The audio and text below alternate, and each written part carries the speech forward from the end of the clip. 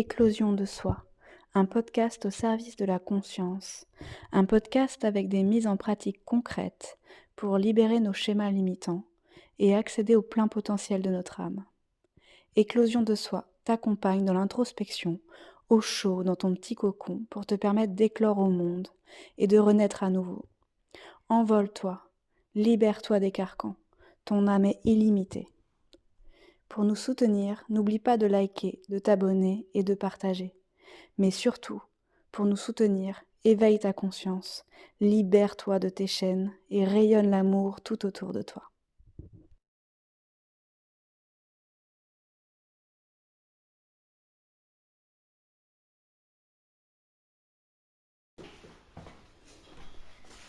Et voilà, c'est parti. C'est parti mon kiki pour le podcast. Et comment t'as décidé de l'appeler ce podcast alors? Eh ben écoute, éclosion de soi, ça me parlait bien. Parce que du coup, il y a le processus un peu comme la chenille et le papillon, tu vois. Et c'est un processus de toute façon, donc du coup, c'est un peu comme une deuxième naissance pour moi, tu vois. C'est vraiment arrivé, c'est un chemin toute sa vie. Voilà, toute sa vie, ou une partie en tout cas de recherche intérieure, et puis d'éclore à soi à nouveau, quoi, en fait. Ouais. Parce on est déjà soi, c'est déjà là, partout, autour de nous, mais on met plein de couches, plein de masques, plein de choses que la société nous met, hein. Enfin, parce que c'est pas nous, le soi, qui nous... Oui, on n'est pas comme ça Moi, je avec pense tous les pas. masques à la naissance, quoi. Ouais. Puis le but de ces vidéos, c'est pas de dire une vérité, parce qu'on n'est pas dans la vérité, c'est d'aborder des thèmes qui nous parlent, qui nous touchent et qui sont en rapport avec l'éclosion de soi, donc aller davantage encore vers soi. Et c'est un chemin aussi qui n'est pas toujours dans la bonne humeur et pas toujours, contrairement à ce qu'on pense, ça demande d'aller dans ses ombres, ça demande d'aller justement derrière ces masques qu'on s'est mis, donc d'aller chercher la vulnérabilité, ce genre de choses. Voilà. Donc là, c'est un peu le thème du jour. En fait, j'ai donné le thème des podcasts de façon générale, mais aussi le thème du jour par le nom du podcast, Éclosion de soi. Donc le thème du jour, c'est comment apprendre à retirer ses masques, comment apprendre à être vulnérable et à retirer ses masques pour aller davantage vers soi. Voilà. Ouais. Et le but, c'est qu'on ait une discussion et qu'on voit ensemble qu'est-ce que ça évoque pour nous. Oui, parce que c'est pas le plus facile. Déjà, il faudrait savoir qu'on en a, déjà. Arriver à identifier, parce que des fois, il nous arrive plein de choses, mais on comprend pas que c'est dû à nos masques et on est à l'envers de nous-mêmes. Donc déjà, c'est arriver à les voir, et puis après, essayer de comprendre à enlever toutes ces couches et accepter d'avoir ce côté vulnérable, d'enlever un peu ses protections et de se retrouver, oh là là, on sait pas trop, ouais, on a vraiment ce côté, on a l'impression d'être un peu tout nu, quoi. Mais un peu comme techniquement la chenille qui se met en position de vulnérabilité quand elle fait son cocon, quand elle... Oui, c'est voilà, une transformation. C'est ça, elle bouge plus. Après, pour moi, les masques, ça a un lien beaucoup avec le conditionnement. Et quand on regarde des choses, des êtres qui ne sont pas conditionnés, comme les animaux par exemple. Alors ceux qu'on a à la maison, là, comme mon chat et mon chien, ils sont conditionnés, puisqu'ils vivent avec moi. Et que mon chien, s'il s'échappe, je lui dis au pied, c'est un conditionnement déjà. Un chien de façon naturelle, il ne viendrait pas au pied. Voilà, mes chats, ils sont conditionnés par la nourriture que je leur donne. S'ils entendent le bruit d'une cuillère, un truc, ils sont déjà conditionnés. Dans la nature, ils n'ont pas ça. Donc pour moi, ils sont déjà moins conditionnés peut-être que moi, mais en tout cas pour moi, quand je regarde par exemple des animaux sauvages, pour moi là, le conditionnement, il n'existe pas. Ils sont dans leur instinct, dans leur ressenti pleinement, tu vois, avec leurs cinq sens, ils sont connectés pleinement à la nature et à leur nature, à la nature environnante, qui est en résonance pour moi avec leur nature intérieure. Pareil quand je regarde des petits enfants, alors bien avant le conditionnement des parents, mais quand je dis les parents, c'est sans jugement aucun, parce que je pense que je conditionnerai tout comme je conditionne mes animaux, tu vois, parce qu'on a cette tendance quand même à le faire. Mais ce programme-là, même s'il appartient à beaucoup de personnes, c'est un apprentissage, je pense, de le découvrir justement en soi, de faire la désidentification de ça, c'est un programme. Oui.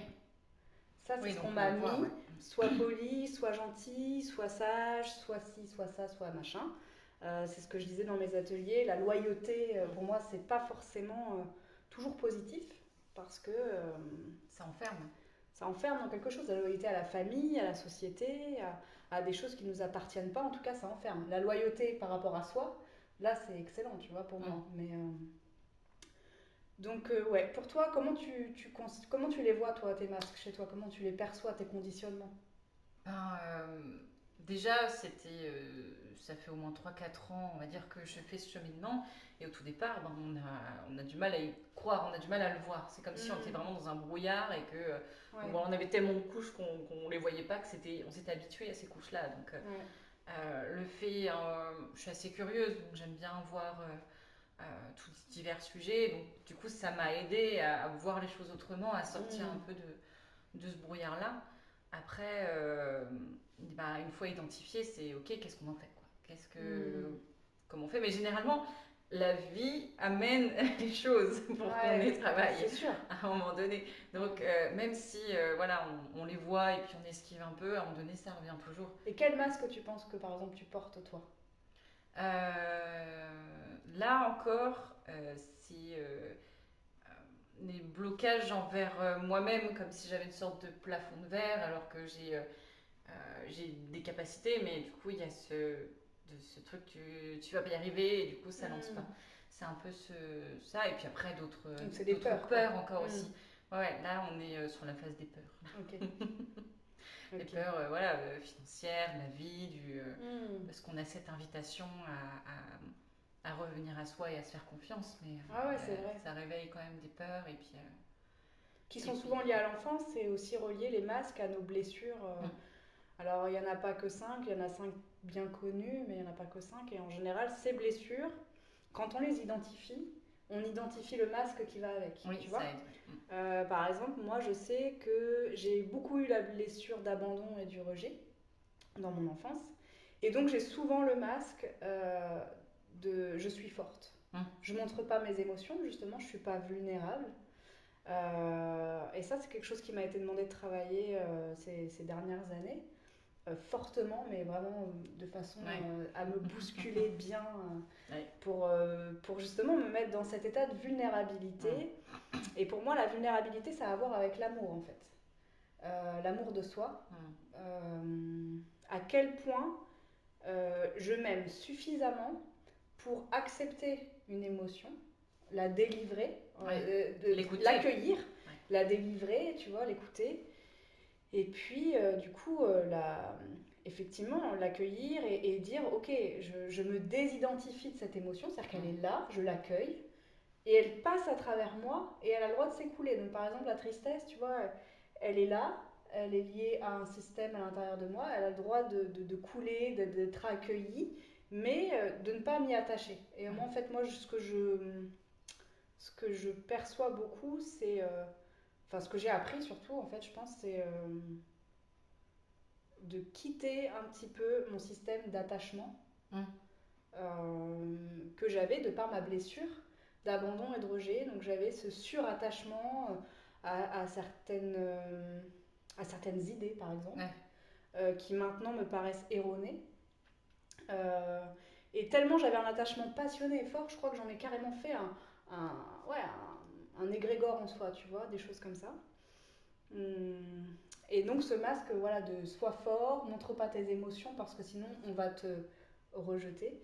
Ça, j'ai dû le travailler beaucoup. Et même dans ce que je propose, c'est-à-dire, tu vois, parce que quand tu te places entre guillemets, en thérapeute, j'aime pas forcément ce mot, mais en tout cas, moi j'aime bien transmetteur, tu vois, je transmets un petit peu.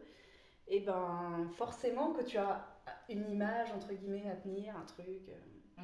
Et c'était un masque que je portais du coup. Parce que du coup, je ne me permettais pas, quand je transmettais des choses, à passer par le filtre de mon expérience, tu vois, et donc à toucher des gens.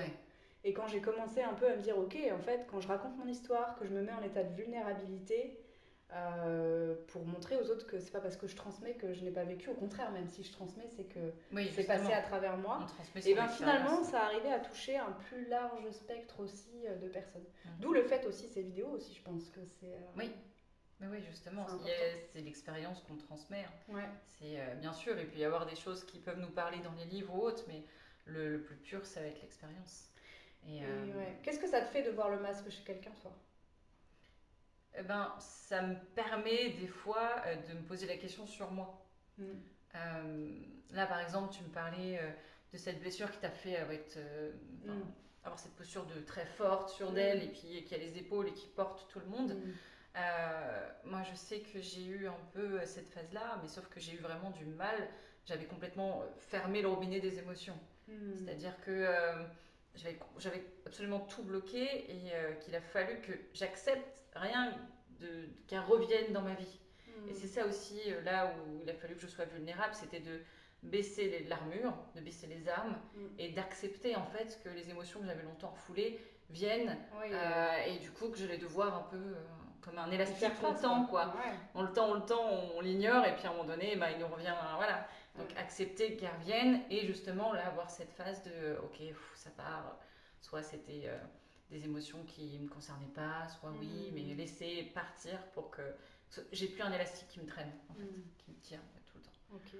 Donc, mais voilà, c'est des histoires comme ça qu'on discute avec des personnes qui nous font des rappels et qui permettent d'identifier, ok, ça, bon, j'ai encore quelque chose à travailler ou voilà.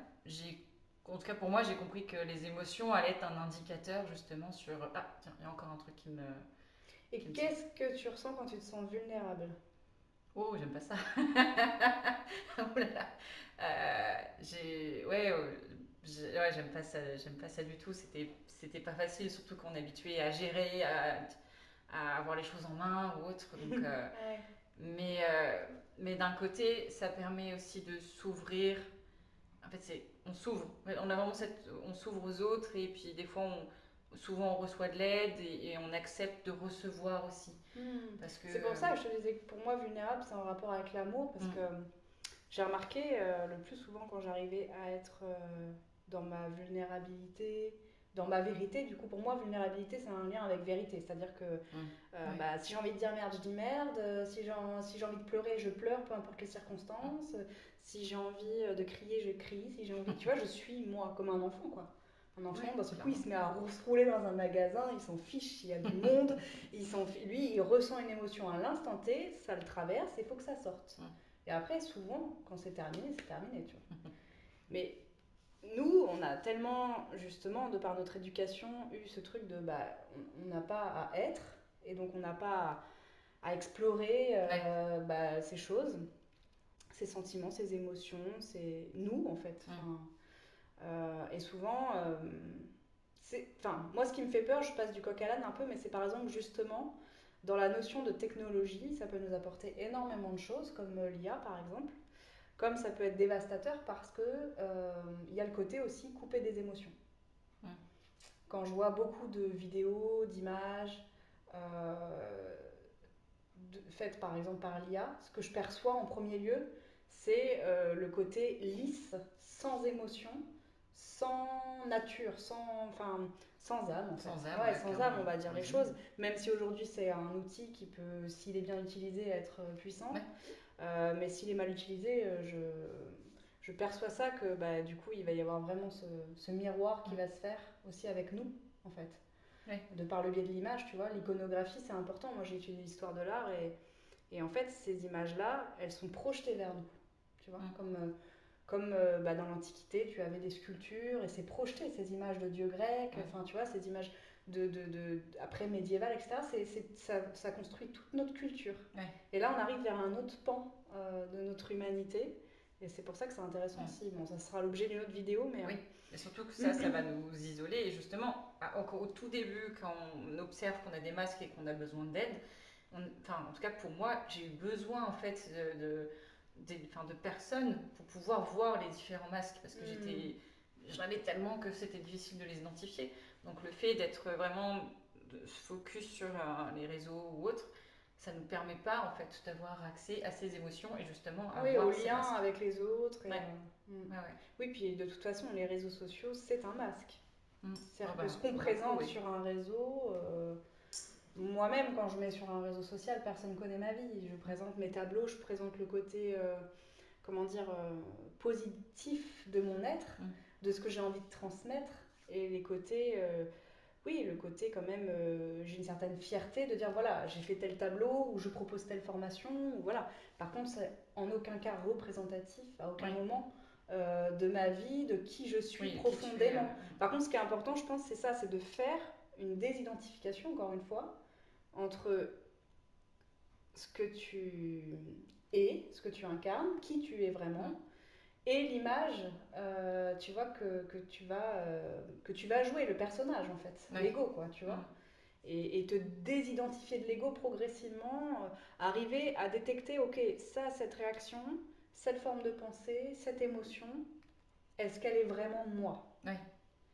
Et pour ça, c'est vrai que moi, il y a un exercice essénien qui m'a énormément aidée, que je transmets d'ailleurs souvent dans mes ateliers, et qui m'a permis à chaque instant, alors par contre c'est un sacré travail à faire, mais à chaque instant de me poser la question, dans tous mes corps énergétiques et physiques, donc dans tous mes centres énergétiques, de me poser la question, est-ce que c'est mon être véritable, mon âme qui s'exprime, ou est-ce que c'est mon conditionnement? Donc pour toute grande question de ma vie, tu vois, tout grand bouleversement, ou même pour les petites questions, est-ce que, je sais pas, je vais acheter tel truc, ou est-ce que, voilà, tu vois, et ben je me posais, donc vraiment je me posais comme ça, je traversais toutes les possibilités de mon être, tout ce que je suis, j'allais chercher en fait la lumière de mon être originel, de ma source à moi, au-dessus de ma tête, et je faisais descendre cette lumière dans mes pensées, donc au niveau de ma tête, dans ma parole, au niveau de ma gorge, ce qui est beaucoup plus parlant d'ailleurs que les chakras. Ça fait pas partie de notre culture, les chakras. Là c'est parlant, c'est les pensées, la tête, la gorge, la parole, les sentiments, le cœur, au niveau du plexus solaire, les émotions, donc tout ce qui nous traverse au niveau du ventre, émotionnel. Au niveau des organes sexuels, les désirs, mais pas seulement les désirs sexuels, mais aussi les désirs d'achat, par exemple. Ça vient d'une force créatrice qui est l'énergie sexuelle. Et ensuite, tout ça, dans la matière, je remets mes mains face au sol. Donc là, dans l'action, dans la mise en matière, dans la mise en action, j'ai fait du tri, en fait. Par exemple, si j'ai une question... est-ce que je vais avoir un chien? Voilà. Et ben je me pose, voilà, est-ce que mon être vraiment a envie d'avoir, quand je dis avoir, enfin de partager des moments avec un animal qui est le chien, ou est-ce que c'est un conditionnement qu'on m'a mis parce que il faut un scénic, un chien, 3 enfants et une grande maison à la campagne? Voilà. Est-ce que c'est un manque? Ça c'est un conditionnement de ce qu'on nous met. Mais après, est-ce que moi, voilà, j'en ai vraiment, moi, mon être véritable, l'envie? Et donc là, tu vois, je traverse toutes mes sphères de mes pensées, mes paroles, quelles sont mes paroles, quelles sont celles qui m'appartiennent, mes émotions, etc. Donc pour chaque chose comme ça, se dire à cette pensée-là, parce que tout passe par nos pensées en fait. Donc cette pensée-là, est-ce qu'elle m'appartient, ou est-ce que c'est un conditionnement de mes parents, de la famille, etc. Ou telle parole que je prononce, est-ce qu'elle est vraiment moi, ou est-ce que ça vient d'un schéma de pensée conditionné? Oui, c'est ça, parce qu'on peut avoir des masques de l'ego, ou on peut avoir des masques des personnes, de la famille, ou du système scolaire qui nous rajoutent, ou des conditionnements qui nous rajoutent. On peut s'en faire nous-mêmes, mais le masque fait partie du personnage égotique, en fait. Et on en a tous, puisqu'on a tous un personnage égotique, parce que ça fait partie de notre mode reptilien de survie. Et donc, c'est obligatoire d'en avoir un. C'est pour ça qu'on peut pas, quand les gens me disent comment on fait pour arrêter de penser, bah, coupe-toi la tête, ça sera plus rapide, parce que tu as un cerveau, c'est fait pour l'utiliser, tu vois. Voilà. Et tu as un ego, il est là pour ta survie à la base. Par contre, qu'il prenne toute la place et que ta pensée aussi prenne toute la place, bah forcément, c'est pas bon, tu vois. Donc, pour moi, ça encore, pour moi, c'est pas la vérité, c'est ma façon de l'exprimer. Pour moi, c'est comme un corps. C'est-à-dire, on a notre corps, il est là, il est comme il est. Et voilà, les animaux ne se posent pas la question de est-ce qu'ils sont trop gros, est-ce qu'ils sont pas trop de la bonne couleur, est-ce qu'ils n'ont pas les poils un peu trop courts, un peu trop longs. Non, ils sont. Voilà, point barre. Mais nous, c'est pareil. Même si on nous a conditionnés autrement, c'est pareil. Et après, avec ce corps, qu'est-ce que je vais faire? Quel exercice je vais faire pour accepter, accueillir pleinement qui je suis. Pour moi, c'est mettre en œuvre à son plein potentiel l'être que je suis déjà. Voilà. Ouais. Et pour le cerveau, pour moi, c'est pareil. C'est-à-dire que les capacités intellectuelles que l'on a, soit elles nous servent, soit elles nous desservent. Donc, tu vois, moi, par exemple, j'ai un fort ego, mais ça va avec des capacités intellectuelles qui sont OK, tu vois. Et donc, je peux aussi m'en servir pour moi-même, pour mes projets, pour le sens que je veux amener dans ma vie. Ouais. Ou alors, au contraire, je laisse la place à mon mental ego assez fort. Et dans ce cas-là, je me fais totalement écraser et je deviens c'est lui qui dirige après. Un personnage à part entière sans remise en question. Ça, les deux pôles sont possibles. Tout comme quand on a un corps, les deux pôles sont possibles. Soit on subit son corps et on subit les douleurs et on subit parce qu'on n'en prend pas soin, parce qu'on ne s'aime pas suffisamment, ou soit on en prend soin. Et dans ces cas-là, on reprend la main sur ça et on ne subit pas son incarnation. L'ego doit œuvrer en fait pour son être véritable, enfin œuvre pour l'être véritable. C'est pas l'ego qui œuvre, c'est ton âme qui décide, pour moi. C'est ton âme qui dit, ok, ça c'est là, tu vois, ça c'est là, ça c'est là. Comment maintenant je peux utiliser, entre guillemets, ces choses-là à mon avantage et que ça me serve plutôt que ça me desserve. Et de toute façon, c'est là, comme ton corps, il est là. Tu vois, par exemple, j'ai très longtemps pas accepté mon incarnation. Je peux pas y faire grand chose, hein. Tu vois, je suis ici, je suis maintenant, je suis sur Terre. Oui, d'accord. Même si j'ai pas très envie, en tout cas, avant, je n'avais pas très envie d'être ici sur Terre et je voyais pas très bien le sens parmi tout ça. Ouais. N'empêche que la réalité, c'est que je suis ici, j'ai un corps aux premières nouvelles. Voilà, et du coup, il faut bien que je fasse corps avec ça, justement, et que j'amène quelque chose. Oui. Donc, pour notre ego et notre mental, c'est pareil. La réalité, c'est pour moi qu'on en a un, et que, à moins de se couper la tête, on est bien obligé de voir comment amener les choses, quoi, tu vois. Par contre, on n'est pas obligé de se faire un peu dominer ou contrôler par ses pensées, on peut les observer et par la meilleure façon, c'est de devenir observateur. Ouais. Pour moi, il y a plusieurs façon de quitter aussi le masque du personnage et de l'ego, et c'est de devenir observateur de ces façons d'agir, alors sur les mêmes strates, ces façons de penser, de parler, d'avoir des émotions, d'avoir des désirs, et ensuite d'agir. Et pour moi, l'observation, comme si tu étais constamment au-dessus de toi, là, et qu'en fait, tu étais la caméra, tu vois, qui est en train de filmer. Et visualise-toi à l'instant T en train de t'observer être, et tu vas prendre du coup du recul et du détachement, et tu vas voir comme en 3D ta personne, tu vois, et tu vas comme en 4D peut-être, enfin tu vois, tu me comprends, tu vois la scène comme un film, quoi. Et là, à ce moment-là, du coup, tu peux observer, ok, là j'ai réagi comme ça, et tu prends du recul et tu te dis d'où ça vient, enfin tu vois, tu poses les bonnes questions. Est-ce que c'est moi qui a vraiment envie de réagir comme ça, ou est-ce que c'est le fonctionnement c'est autre chose qui a pris la place, quoi. C'est ça. Ouais.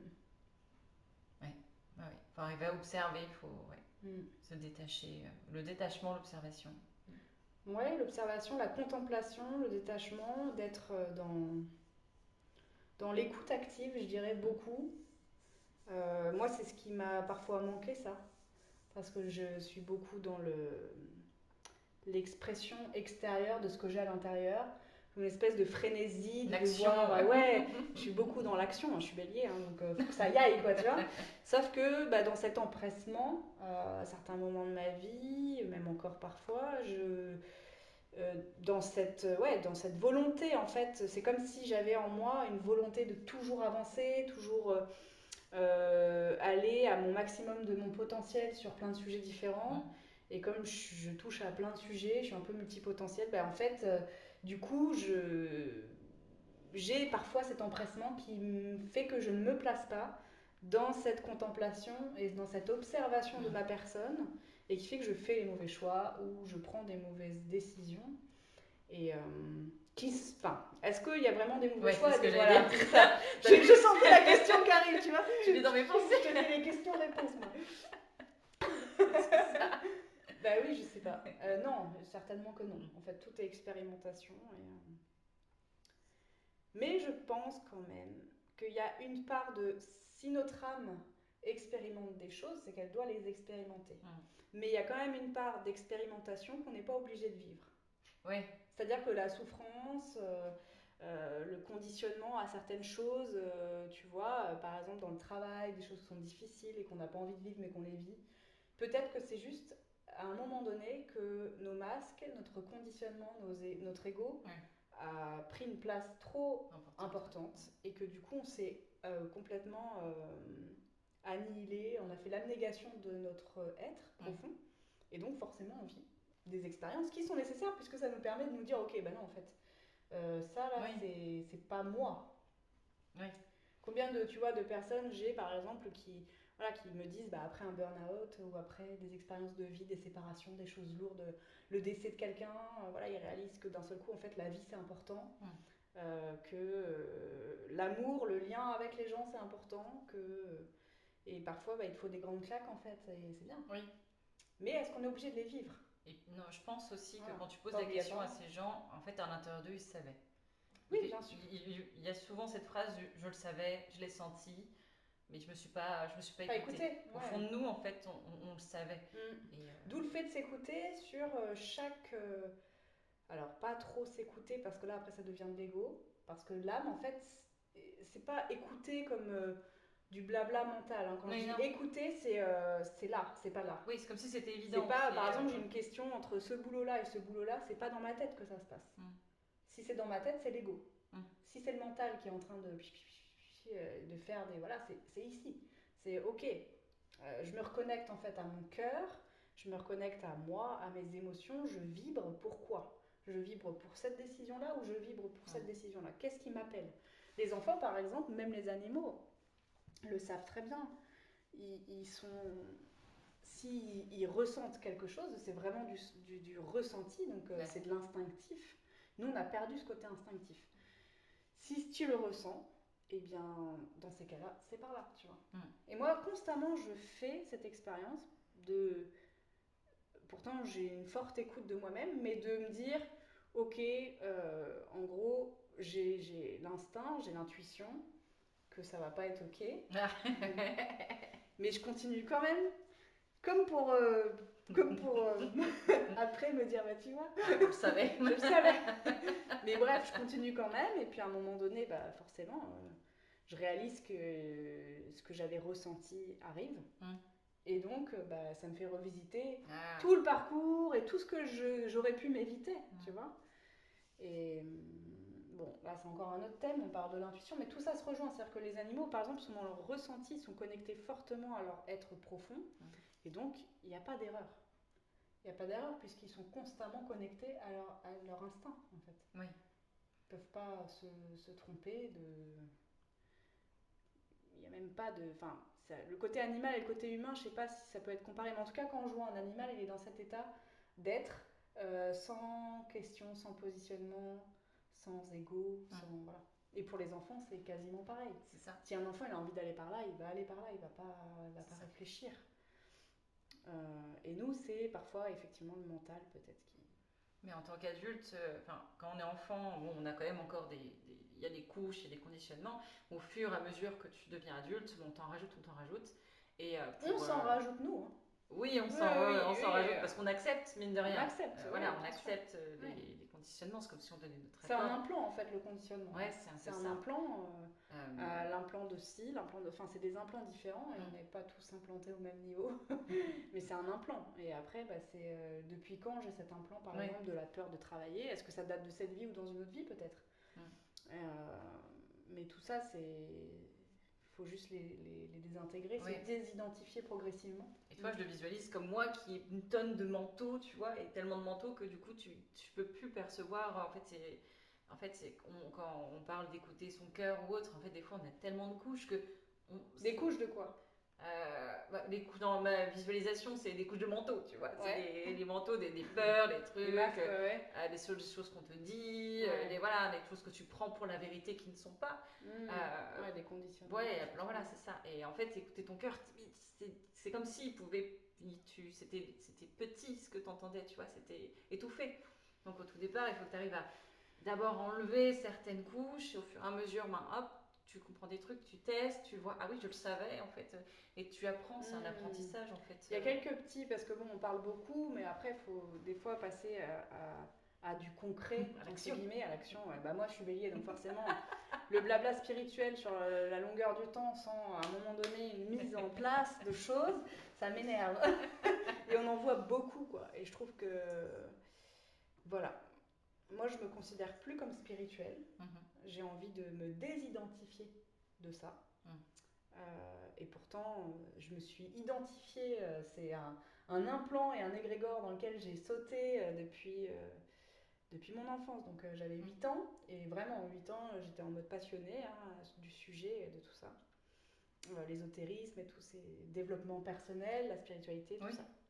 Et là, en fait, maintenant, je suis depuis quelques années dans une désidentification aussi de ça. Même, tu vois, du chamanisme, je fais des ateliers chamaniques, je me désidentifie de ça. Je suis moi, voilà, Amandine, Aurora, le nom que j'ai choisi pour mon entreprise, qui exprime par mes tableaux, par ce que je fais, mon âme. Peu importe, en fait, la forme que ça prend. Et cette forme, elle est évolutive, parce que mon niveau de conscience, il est évolutif, et j'ai absolument pas envie de mettre une étiquette là-dessus. Parce que je trouve que, justement, il y a aussi beaucoup de mensonges, et ça, je m'en suis rendu compte par la suite. Et c'est pas grave, tant mieux, tu vois, ça a été mon chemin, mais il y a aussi beaucoup de mensonges dans tous ces thèmes du développement personnel, de la spiritualité, où on se sent perdu parce qu'il y a beaucoup d'informations. Tu vois, j'ai un nombre de livres incalculable, et encore j'ai fait le tri. Mais de tout ça, qu'est-ce que j'en ai retenu, quoi, mis à part le conditionnement spirituel et du développement personnel aussi, tu vois. Et donc, à un moment donné, je me suis dit, attends, en fait, tout ça, c'est ce qu'on disait par rapport à ton nom d'association. Donc, tu es en train de créer une association qui s'appelle Au Centre. Et cette image me parle beaucoup, c'est on a un cercle, et autour de ce cercle, enfin au centre de ce cercle, un point, donc ce qui sera ton logo d'ailleurs, et donc mais finalement je trouve qu'avec la spiritualité et le développement personnel, c'est encore un autre masque, tu vois, le masque de on prend soin de nous intérieurement, on va connecter, nanana, mais on tourne autour du cercle, tu vois. On reste au bord de la périphérie encore, et on est encore dans cette perdition finalement de notre ressenti, de notre âme. Alors à plus ou moins grande échelle, ça dépend des sujets aussi, ça dépend de notre capacité à intégrer des informations, mais ensuite de se dire ok, je pense par rapport à mon filtre à moi et à mon corps. Et donc ça, c'est différent aussi en fonction des personnes. Mais pour certains, par exemple, ils prennent argent comptant certains préceptes qui ont été faits par d'autres personnes en fait, qui viennent peut-être de différentes cultures, mais quand même. Et j'ai mon oreille qui siffle, ça veut dire quelque chose, ça. Et donc, du coup, que j'écoute la musique trop fort, sûrement. Tu vois, aussi, ça, c'est aussi un déconditionnement. Non, mais il faut tout déconditionner. C'est-à-dire, voilà, il y a des choses aussi où moi, j'ai trop emmagasiné, me concernant, d'informations, de choses. Et à un moment donné, ça m'a desservi, en fait. Ça m'a desservi parce que ça a fait comme des couches qui m'empêchaient, justement, comme je disais, des couches de manteau qui m'empêchaient d'accéder à ma réelle guidance à moi. Oui, c'est ça. À moi. Et pas à Saint-Joseph, Maître Saint-Germain, Saint... oui, certes, il y a une énergie derrière tout ça, il y a quelque chose de très fort, et il faut le respecter. Mais je pense que la plus grande force quand même... c'est la nôtre, en fait. C'est la nôtre, c'est notre guidance à nous. C'est aller chercher vraiment notre instinct, notre vibration, d'aller l'accueillir, de faire face à sa puissance et de dire ok, j'accepte ma puissance. J'accepte que ça vienne de moi. Pourquoi aller toujours chercher là-haut dans les étoiles des galaxies, des peuples qui sont tout là-bas, alors que notre incarnation, de toute façon, elle est là maintenant. Voilà. Pourquoi aller, tu vois, chercher des saints qui n'existent plus, alors qu'aujourd'hui, on peut se faire confiance à soi, à son corps, à sa guidance à soi. Pourquoi aller voir des thérapeutes à droite et à gauche pour avoir l'aval de personnes qui, à un moment donné, de toute façon, vibrent comme eux, ils ont envie de vibrer, et nous amènent ce que nous, on a envie qu'ils nous amènent. Donc finalement, c'est, tu vois, il faut toujours se ramener à soi. Moi, je pense que c'est, et d'où le thème de éclosion de soi. Parce que la plus grande puissance qu'on peut avoir dans sa vie, c'est notre guidance à nous, c'est nous-mêmes. Et d'où je pense qu'on a créé des religions aussi pour, pareil, être à la périphérie du toujours cercle. Être à l'extérieur. Toujours, tout ça pour moi c'est, voilà, et pareil, enfin pour moi, même si les starseeds, etc., les galaxies, les peuples ailleurs existent, ça s'appelle être à la périphérie là. Parce que on ne va pas au cœur de soi. On va chercher ce qu'il y a autour, on cherche une projection extérieure de nos fantasmes intérieurs en fait. Tu vois, une aide, un sauveur un peu extérieur. Quelque chose d'extérieur, alors que finalement, imagine que tout le monde incarne une énergie christique. Ce serait génial. Que chaque personne, dans sa puissance, incarne sa puissance pleine, entière, totale. Là, en une journée, sans tout est peur, changé. sans limite, et dégage un amour comme ça incommensurable, infini. Bon, imagine, voilà. Il n'y a plus de question de galaxies. C'est nous qui incarnons ça et c'est nous qui devons amener ça dans les années futures. C'est nous qui devons amener cette énergie, amener cette puissance du cœur et voilà. Donc bref, je divague énormément, mais je disais voilà, dans des cas concrets, parce que le développement personnel, la spiritualité, ça part dans tous les sens, mais bon, il faut revenir quand même à des choses basiques. Pour moi, l'essentiel, c'est voilà, des choses comme l'observateur extérieur, bon ça a déjà été dit, mais effectivement, s'observer constamment, être en introspection. Moi, par exemple, un exercice que je fais, c'est le soir avant de m'endormir. Je refais le fil de ma journée du matin jusqu'au soir, en me disant à chaque étape, grosse étape de ma journée, est-ce que ça c'est moi ou est-ce que ça c'est un conditionnement ?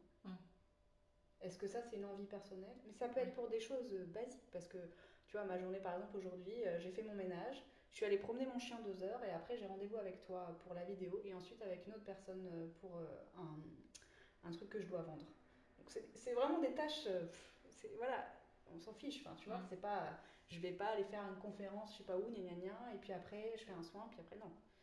Sur des trucs basiques, bon, tu refais le fil de ta journée, tu te dis le matin, j'ai fait mon ménage. Est-ce que j'avais envie de le faire ? Bon, ça, jamais. Moi, c'est pour ça que j'ai pris un robot, parce que... Mais bon, je le fais parce que... Pourquoi ? Maintenant, tu vois, je me pose et je me dis, je le fais pour 2 raisons. D'une part, tu venais, j'avais envie, voilà. Et d'autre part, parce que chaque fois que je fais le ménage, j'ai une sorte de satisfaction d'être dans mon environnement, dans un environnement propre, sain, qui dégage une bonne énergie. Donc, je le fais quand même pour moi. Je le fais pas que pour le conditionnement de il faut ranger, nettoyer, etc. Même si ce conditionnement a été très très fort chez moi, parce que ma mère est très très comme ça.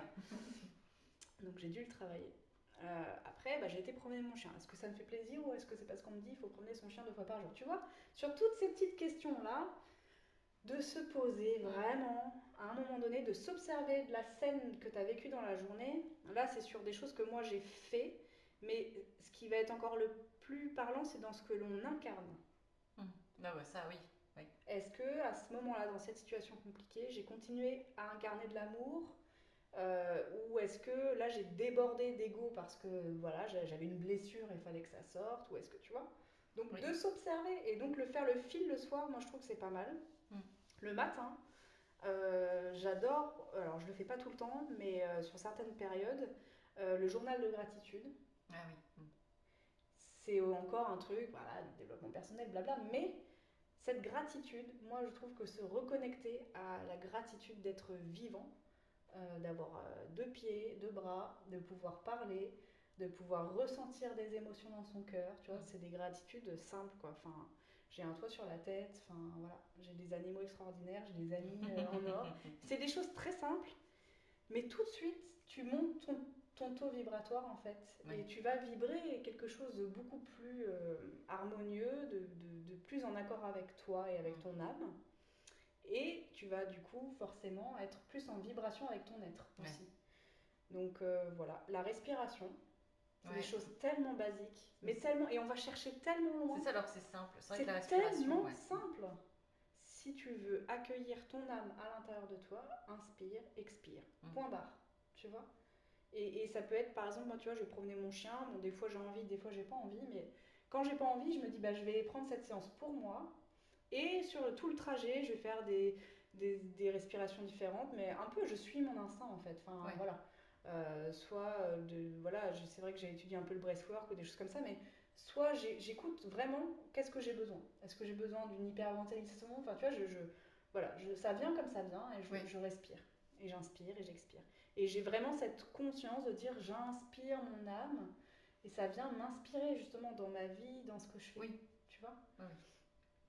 Donc ouais, la respiration, bon ça on l'a vu parce qu'on a participé à un atelier dernièrement et justement le thème c'était revenir à son âme originelle et c'était que par la respiration. Mais la respiration où on a conscience d'inspirer avec joie son âme. D'inspirer. Inspirer et expirer, c'est oui, bien. Ça on fait tous les jours. Pas mais vraiment, très bien d'ailleurs. Mais... avoir vraiment ce côté... Voilà, on inspire, mais on inspire avec joie son âme et on a vraiment ce mouvement. Puis après, on se laisse aller. Mais ce qui est bien avec la technique d'observation, c'est qu'au fur et à mesure, ça devient de plus en plus facile. Quand tu dis refaire le point sur sa journée ou autre, et ben on se dit ah oui ça. Et puis quand on le revit à un autre moment, on l'identifie tout de suite. Oui. Et à ce moment-là, on est capable de faire changer un choix la trajectoire. Ouais, c'est ça. C'est ça. En disant ah non, tu me rappelles 2 fois. Je te vois. D'où l'importance de s'auto-observer. Alors c'est pas sortir dans son corps de son corps parce que je pense qu'à chaque moment, au contraire, avoir cette conscience pleine et entière de son corps, ça par contre c'est un truc aussi pareil. On parle beaucoup d'ancrage. Alors l'ancrage pour moi c'est pas faire l'arbre et machin, même si l'image est belle. C'est à chaque instant j'ai conscience de ma respiration, de la température de la pièce par exemple. Tu vois là je peux sentir l'air sur ma peau, de ce qui se passe autour de moi. Mais surtout de ce qui se passe à l'intérieur de moi, comment je me sens dans mon corps, tu vois. Et ça, la pleine conscience, c'est pareil, c'est un exercice, c'est simple, mais à la fois pour nous c'est tellement pas compliqué, facile à mettre en place. Parce que il n'y a pas besoin d'aller chercher bien loin, c'est de la simplicité pure et dure, d'être dans le moment, dans ce que l'on fait. Tu vois, rien que d'en parler déjà, ma façon de parler est beaucoup plus posée, tu vois, parce que je suis là. Et donc c'est ça l'ancrage, c'est genre, voilà, bam. Posé. Voilà, je suis posée, je prends le temps, je suis où? Je suis à l'intérieur de moi, je suis dans mon corps. Comment c'est mon corps? Comment c'est à l'extérieur de moi? Qu'est-ce que j'observe? Qu'est-ce que je perçois? Mais c'est d'être là, vraiment. Pas de penser dans sa tête à qu'est-ce qui s'est passé avant-hier, qu'est-ce qui se passera demain. C'est juste le moment présent. Qu'est-ce qui me venait aussi tout à l'heure? Eh ben... Justement, l'auto-observation de ses pensées, de ses paroles. Donc s'observer, ça revient au même. Il y a autre chose qui m'est venu et qui est très puissant. Alors en parlant de souffle, tout à l'heure on parlait de respiration. Le souffle, c'est vraiment, dans son étymologie, prana en Inde, c'est vraiment l'énergie de vie. C'est ce qui vient nous nourrir.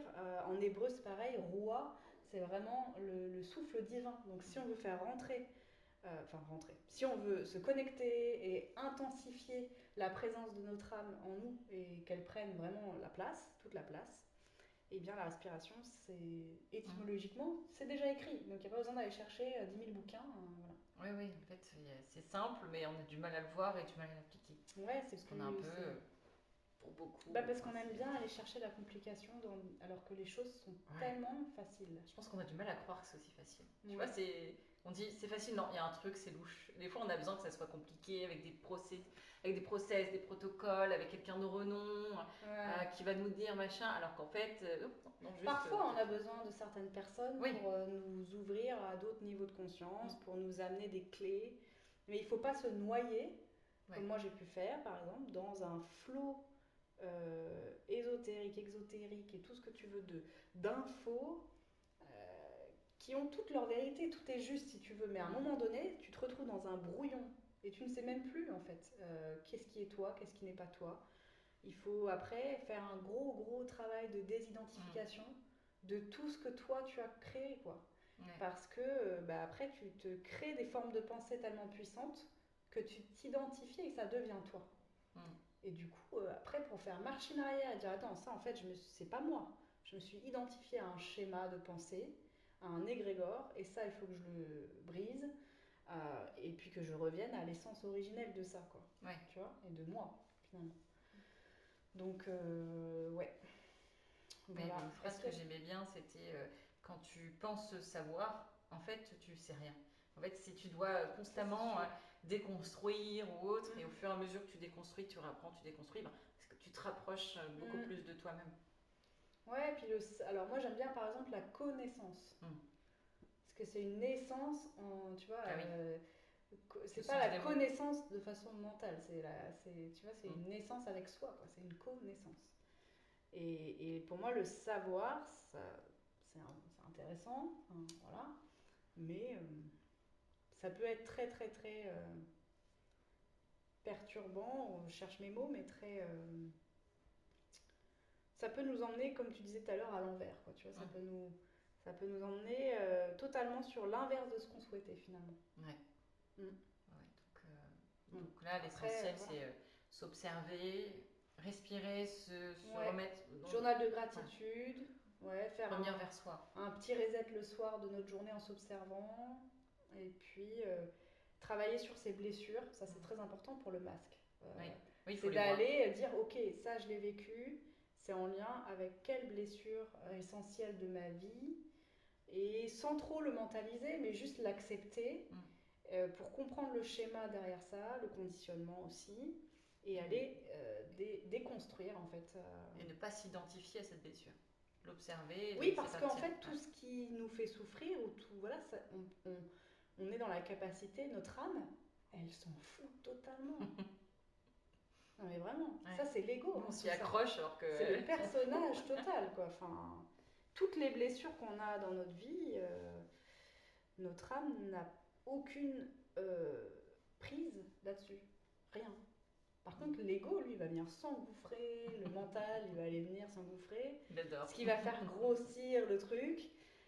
Si tu te connectes vraiment intensément à ton âme, la seule chose qui existe, c'est l'amour. Ouais, c'est ça. Et pas l'amour connaît, pas l'amour d'attachement que nous les humains connaissons. L'amour dans sa version vibratoire, je dirais. Dans sa version palpable. Tu vois, que tu peux sentir que chaque pore de ta peau, chaque cellule vibre, s'ouvre pleinement et du coup accueille l'univers en entier. Voilà, c'est ça, l'amour pour de vrai de la source, de son âme. Quand on dit la source, pour moi, c'est son âme, quoi. Enfin, tu vois, c'est vraiment soi. Donc, ces moments-là, enfin, moi, j'ai pu avoir quelques expériences comme ça. Après, tu fais une grande différence quand même entre ça, ok, ça c'est mon âme, et ça, c'est l'ego. Ouais, voilà. C'est ça. On arrive à le ressentir au fur et à mesure. C'est ça. Voilà. Moi, je pense qu'on a fait le tour. Ouais, j'ai l'impression aussi. Après, dans les exercices concrets, j'ai pensé à un truc, puis là, en fait, alors, on n'a rien préparé dans notre discussion. Oui. On s'est donné une trentaine de thèmes à peu près pour les ateliers. Les conversations futures. Et du coup, là, aujourd'hui, on a choisi celui qui vibre le plus parce qu'on voulait aucune préparation, aucun truc mental qui vient aussi perturber ce qu'on... C'est ça, on a laissé parler nos âmes. Voilà. Et du coup, on a juste fait un exercice de respiration avant, justement, pour lâcher. Justement, on a fait l'exercice du souffle. On a pris le temps aussi. Ouais, puis aller en nature, oui, voilà, c'est ça aussi peut-être que clairement. Je peux dire, parce que c'est vrai que ça paraît simple comme ça ce qu'on dit, mais par exemple, si on est extrêmement conditionné avec la télé, la radio, moi j'ai pas de télé, j'écoute pas la radio, enfin voilà, je suis vraiment... J'essaye au maximum de ne pas être impactée en fait par des mensonges, et donc du coup je supprime ça de ma vie, j'ai pas envie, ça m'intéresse pas. Pour ceux que ça intéresse, tant mieux, hein. Si ça fait partie de leur âme et de leur vibration, tant mieux. Mais moi c'est vraiment quelque chose qui, de par qui je suis, ne me fait pas avancer. Donc aussi, bah oui, dans le travail, ça dépend, mais je sais que la nature par exemple, c'est quelque chose qui m'aide énormément à me reconnecter à ma vérité. Parce que la nature, c'est la vérité. Oui. Tu vois, oui, elle n'a pas de conditionnement. Elle veut y aller, elle y va. C'est ça. oui. Il y a peut-être le conditionnement du climat quand même. Je suis en train de réfléchir. Parce que la nature est conditionnée à son climat quand même. Ouais. Elle s'adapte. Donc on est forcément un peu conditionné. Non mais bon, voilà, il y a une vibration dans la nature qui fait que ça nous aide à nous retrouver notre vérité. Ça fait du bien, parce que tout ce qui est télé ou autre, ça nous met encore à l'extérieur. Et prendre le temps, s'accorder une pause, respirer, souffler et revenir à soi. S'écouter. C'est ça. Bon, on a fini, parce que sinon on va y passer la journée. Petit mot de la fin, comme d'habitude. Petit mot de la fin, des bisous à tous. C'est ça. Non, mais voilà, merci de nous avoir écoutés. On va prendre un petit thé, on va discuter off. Ça. Comme ça, on pourra retirer notre masque de la bienséance. C'est ça, un petit thé et c'est reparti. Voilà.